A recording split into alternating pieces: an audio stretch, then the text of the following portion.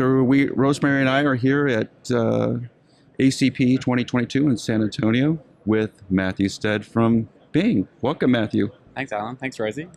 Thank you. We're the Australians are outnumbering you today. Yeah, it's 2-1, right? It's usually the numbers are reversed typically. Yeah. It's so we've been walking the floor. Everybody's been walking the floor today, kind of checking out all the activities going on. There's a good number of people here. It's huge. It's massive. It's big. It's overwhelming, in fact.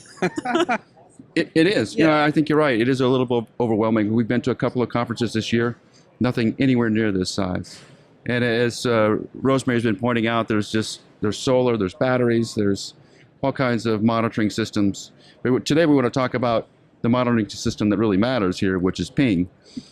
So, Matthew, you have a couple of really new pieces to ping. Plus, there's been some news on deployments. You want to tell us about some of the new developments you have? Yeah, thanks, Alan.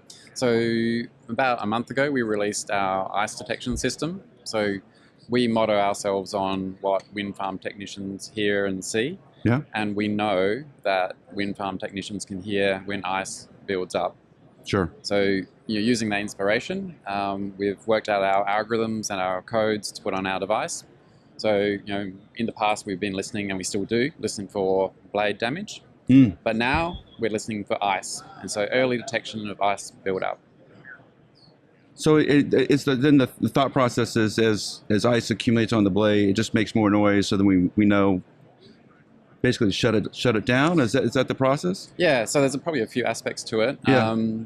Early warning of ice buildup is helpful to then trigger actions or the next steps. Mm-hmm. So to be honest, there's a bit of work to be done on the next steps. Sure. And that's probably the expert of others, including maybe Rosie. So I'm going to be careful I don't say too much that I don't know. But really, once you know there's ice, then you can make decisions. Do you keep running? Do you keep running for 3 hours? Do you shut down? Mm-hmm. Or what is your action from that point? Sure. So I think what we're offering is a very efficient and effective way of knowing when the ice is there in the first place. Right. So it's basically the same unit as we all know and love. It's the ping unit that's magnetically attached to the base of the wind turbine. So is it just a software upgrade to the ping unit, or is it a hardware? Yeah, absolutely. So it's like listening for a different thing. So it's purely a firmware update. And the neat thing with our tech is we can update it remotely around the world. Oh, really? So we don't have to go and travel, and we love to travel, but we don't have to go to each one of our 650 devices and upgrade the software manually. So it's all basically, if you want to add on that icing provision, you just make a phone call to you. They call Matthew, phone call. or email. Yeah, I might be asleep, so yeah. But that's the way we're working it up. We're planning for the Northern Hemisphere winter that's coming up. Yeah. I think everyone's just getting the hang of summer, so I don't want to talk about winter too much. But yeah, that's what we're working towards. Yeah, I think it's really interesting because obviously, I worked on de-icing for nearly 5 years when I was at LM Wind Power and worked with a lot of ice detection sensors. And there's plenty of options out there, but other than the power curve method, where a manufacturer will, look at what power curve, what power production they would be expecting versus what they've got. There's no other sensor that's really so, uninvasive, so retrofittable, easily retrofittable. Because I was using some other sensors and a lot of them work well, but you have to actually put them on the blade. So, like you mentioned, I know one wants to think about icing in the summer, but definitely that's when my projects were always, that's running when you have to get prepared. flat out, trying to make sure that, because you're always trying to install before the winter because, you want your whole winter period, and we're working in sites like northern Sweden or Canada where access is not that easy for a construction project during the winter time. So, you've got to make sure you've thought of everything before the project gets installed, whereas this is another kind of sensor that you can install after the fact. If you want to. It just goes on the tower, right? Exactly. Yeah, and I think to use it in combination, like none of the ice detection methods are enough on their own. They've all got pluses and minuses.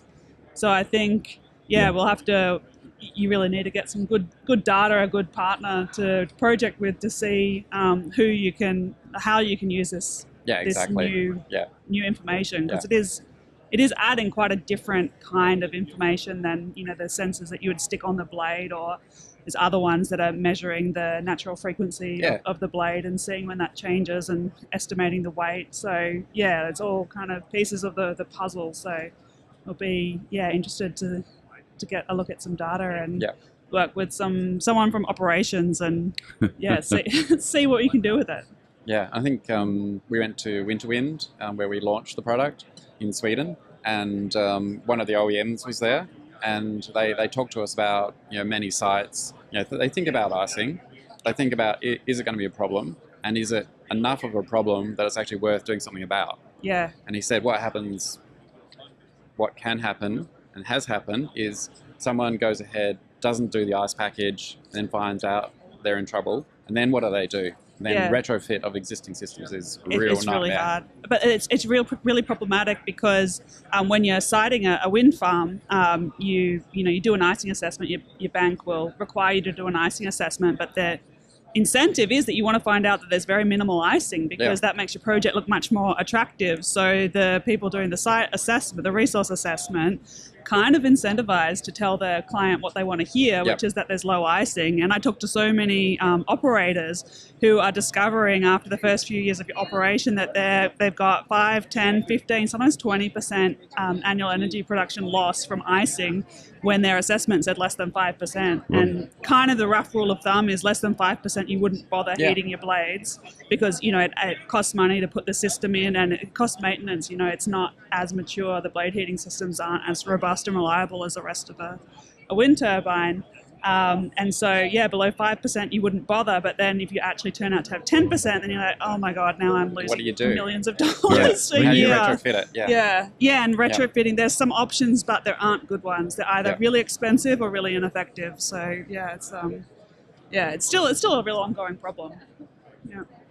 So Matthew, you have 600 odd units out in service already. I think it's 650 now. Oh, 650. Okay, very well. And the data you're getting back from those, you seem to be able to correlate, kind of like with the icing piece, you seem to be able to correlate damage, categorize damage. And so you can tell when a blade is at category 3 or category 4 damage. And has that been correlated? I know it's one of the big subject points here at this conference is trying to get a categorization, a unified standard on damage. Is that something that the ping unit can do? In some ways we're trying to steer away from that a little bit. What we're trying to do is more trending. So as perhaps a starting point, we're not categorizing individual damage, we're categorizing the total damage. So, on each blade? No, the total turbine. Total turbine damage. So we're looking at the total noise, total turbine. So therefore the individual categorization sort of doesn't make as much sense. And so what we are trying to really do is show when there's a change. So if everything's static, well, actually, is anything changing? Do you need to do anything? Right. It's really only when things are changing that you need to start thinking about, you know, how fast is it changing? What's changing? What is the damage? So I think rather than trying to have an absolute accuracy, we're actually trying to be better at long-term trending over 6 months, 12 months, 18 months. That's really what we see our key strength as. Yeah. So what's the feedback you're getting from the field? What are the things that your customers love about Ping? Ease of installation. Oh, yeah, that's obvious. I think my daughter could install it if she wanted to. In fact, she's done some testing, unpaid. Sorry. How old is she? 17. Okay. Is that legal in Australia? Yeah. Okay. My first job at 15, I think. Yeah.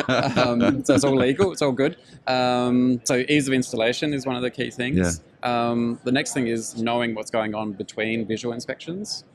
That's what they really love, is really, rather than just sort of flying blind throughout the year or every other year or whatever the time period is. Right. And the next thing is really honing the inspections to the turbines that need it. Not all turbines have damage on their blades, so you know, do you need to put as much effort into those, or do you put your efforts into the ones that are more damaged? So I think they're the sort of 3 key things that people love. Wow. Okay. And so what are the next developments? I know you've been working on the icing piece for a number of months. Yeah. What are some of the future projects, or can you tell us? Can you give us a little insight on some of the new things that are coming? Actually, perhaps so we were first inspired 9 years ago to do the acoustic monitoring of damage. Right. We were first inspired to do ice detection 4 years ago. Oh, wow. So Okay. it's actually been a long-term project that we've been working Sure. on. And I can also say that we've been inspired by someone called Alan to measure when a tower has been struck by lightning. I think it's a good idea. It's just my opinion, but I think it's a great idea. So Yeah. we were But already the towers getting started. I mean, when Turbine. when When Yeah. a turbine gets struck. you hear the actual event or you hear the effect of it. No, we're going to switch from acoustics to Yeah. magnetic fields. Uh-huh. So currents create a magnetic field. We're going to sense the magnetic field. Okay. So if you know when a lightning strike occurred, you can find out all the parameters. There's many monitoring sites that actually measure lightning strikes across the U.S., across the world, actually. Okay. So you can get all the parameters. Just got to you can tell them roughly where the strike Yeah. occurred, which you know because the The turbines aren't timestamp. moving, Timestamp. and a timestamp. If you Yeah. provide the timestamp, they can provide the rest of the data. And then you'll be able to say how like the magnitude of the No, strike. No. no, we're just going to give a timestamp. Oh, okay. And then you can call Vaisala, or I forget how they pronounce her name, Vaisala, that they can provide the data. There's a number of extra sources for that, but yeah, Okay. they can provide all the data. They can tell you peak current, energy, specific energy, all the lingo around lightning. So How all do you they need to do know that? they have monitors. They have their ways. All they do is sort of top secret. It's kind of derived out of the nuclear industry, but essentially they have a bunch of monitors. But you mean they're monitoring the whole US. globe for the... And the globe, yeah. Right, okay. And I don't know about Australia, but I can tell you, at least in the United That's States. why we're here. Well, yeah.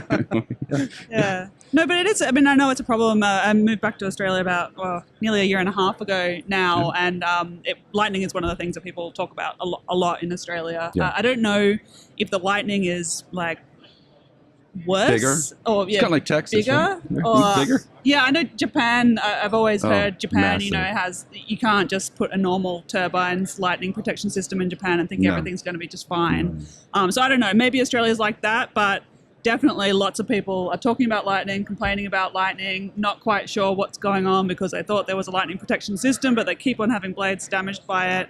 And then, you know, when someone like me comes in and tries to help, be an intermediary in the root cause analysis process so Sure. that the owner can understand what the manufacturer is doing on the operators.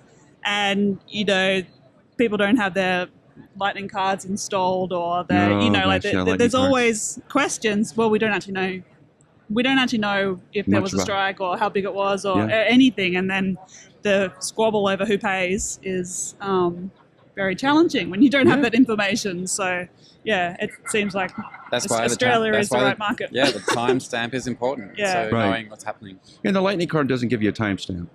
And a lot of times on some of the blades that get damaged, the lightning card seems to disappear magically. Yeah, So, yeah, very very often. right? Am I right about that? Yeah. I mean, I It's can't tell you never the number there. of times of the last year where they've had a big damaging lightning strike. They went to go pull the card doesn't exist. Mm. Okay. So we're starting off from ground zero Mm. again. Can you tell me when the Yeah. lightning strike occurred? In the last week. That makes it hard. Yeah. Right. Also, I was speaking to someone here today around insurance, and they were able to confirm to me that some sites are not able to be insured for lightning damage on blades. Yeah. because The premium is so high. because they're so risks- frequent The there. risks are or, so Risks. high. yeah, Yeah. So I think this is obviously a big challenge for the industry. Yeah, it is. Yeah. And the thing we're missing is data on turbines. Yeah. We have the sort of global lightning detection network, but what we're missing is the specifics Yep. on each blade. If we know the times, we can really correlate. And it's actionable data, I mean, for the OEMs too, because that loop should feed back into these are the kind of lightning strikes you're seeing. This is the repetitiveness of it. This is the wind turbines are in Kansas or in Australia. This is the frequency. All those variables, we just don't have the data set really figured out yet. And particularly as the turbines get taller, it's going to change dramatically. Yep. It's good action on your side, and I know Ping is growing, and it seems like you're hiring pretty quickly right now. I've been watching a lot of the companies at the ACP this week. There's a lot of hiring going on in wind energy and renewables, right? Absolutely. Yeah, it's great. So you're looking for, who are you looking for right now? Well, we've actually just got 4 people onboarding right now. There you go. Okay. 3 just joined us. Another one's joining us in a couple of weeks. So, Wow. yeah. So it's been So great. Ping's growing. Yeah, absolutely. Fantastic. Wow. Well, Matthew, it's great to have you here. It's actually great to see you in person. Yes, it's great to be here and meet you, both of you in person as Yeah, well. it's funny. We should have met already by now, but we haven't. So not in person. To travel around the world. I actually met someone from Melbourne for the first time. So here. Oh, really? Yeah. Oh, wow. There you go. Thank you. Yeah, It's thank great you. To be here. Yeah, great Thank you to so much, have you. Alan. Thanks, Rosemary. Yeah, thanks.